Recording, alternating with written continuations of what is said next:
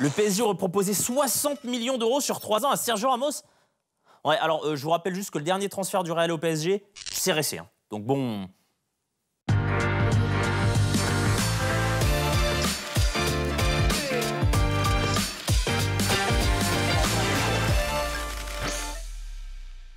Salut les footeux, je m'intitule JB Goupil, bienvenue dans le Bureau des Stats, l'émission qui vous dit tout sur les stats les plus insolites de la Ligue 1 Uber Eats.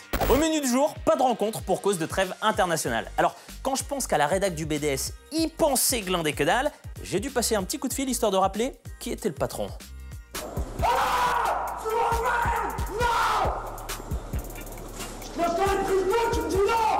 Donc du coup, on vous a concocté un petit bilan des 10 premières journées de Ligue 1 Uber Eats. Et on commence avec le club qui nous est apparu comme le plus complet depuis le début de championnat, Lille, deuxième avec 19 points à 5 points du PSG.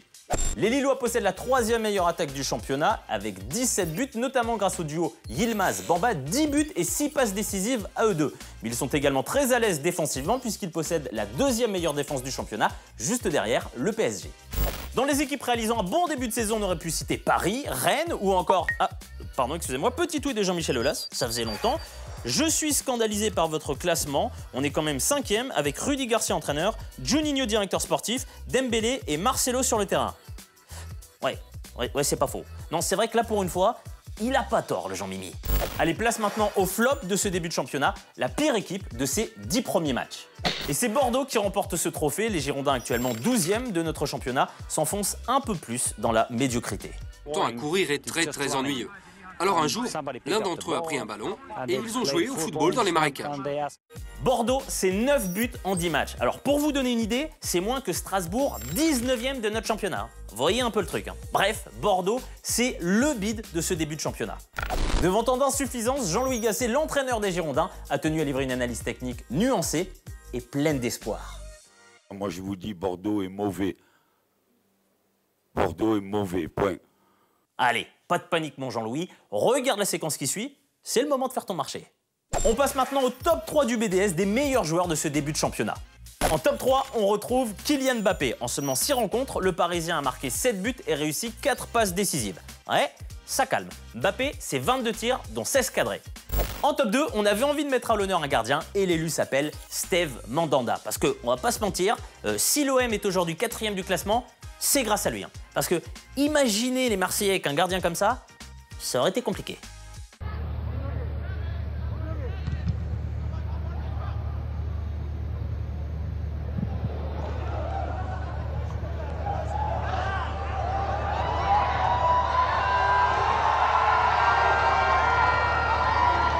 C'est bien simple, ces stats sont énormes. 36 tirs subis, 28 tirs arrêtés, soit un ratio de 77,8% d'arrêt.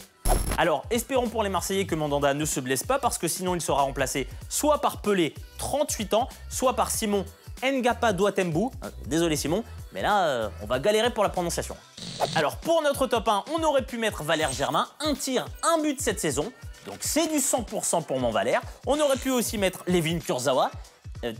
Oui, non, ça on n'aurait pas pu en fait. Non, notre top player, c'est Gaël Kakuta qui réalise un super début de saison avec Lens. Le Congolais a joué 8 matchs pour 13 tirs, 5 cadrés, 4 buts, une passe décisive, soit un ratio tir-but de 30,8%. Mais il a surtout une influence considérable sur le jeu de son équipe. Ah, c'est sûr que niveau rendement, c'est pas Kevin Strootman.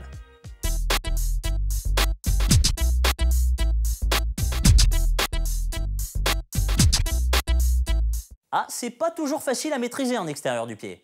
Place maintenant au flop 3 de la rédac, les pires joueurs de ces 10 premières journées de Ligue 1 Uber Eats. Notre flop 3, c'est l'attaquant lyonnais Moussa Dembélé. Alors, il a beaucoup tenté, 14 tirs, 5 cadrés, mais pour 0 but en 10 matchs. D'ailleurs, on a retrouvé une vidéo de son dernier but. À la 73e minute de jeu, il servit qui remis à Paul Manon et ce dernier sur un superbe tir tendu cloua l'infortuné Carl. Ah ouais, ça fait un bail quand même, hein. Notre flop 2, c'est le Lillois Jonathan David. Acheté 27 millions d'euros, le Canadien, véritable terreur des surfaces en Belgique, réalise un début de championnat catastrophique. 10 matchs joués, 0 passe décisive, 7 tirs, 4 cadrés, 0 but. Bref, si on devait résumer le début de championnat de Jonathan en une image, ça donnerait ça.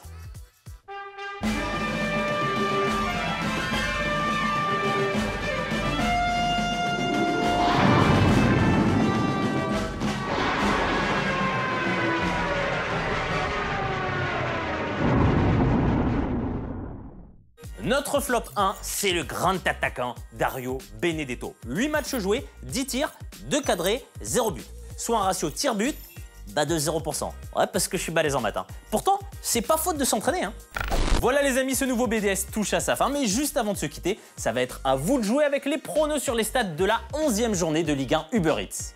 Alors, à votre avis, en cas de 7e défaite des Verts, Claude Puel sera-t-il en danger? La Villa-Rédac? Non. Même après 20 défaites d'affilée, avec un contrat à 250 000 € par mois jusqu'au juin 2022, Sainté n'est pas prêt de le licencier. Bien joué mon Claude, belle négo.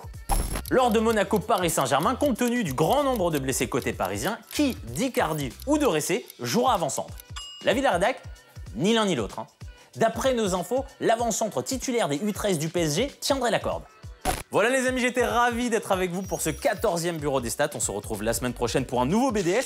Et surtout d'ici là, n'oubliez pas que les stats sont au foot ce que Leonardo est au manque de tact, indissociable. Non, sérieux, le mec a vraiment dit que Marseille est plus une ville de foot que Paris? Il est pas si malin que ça finalement.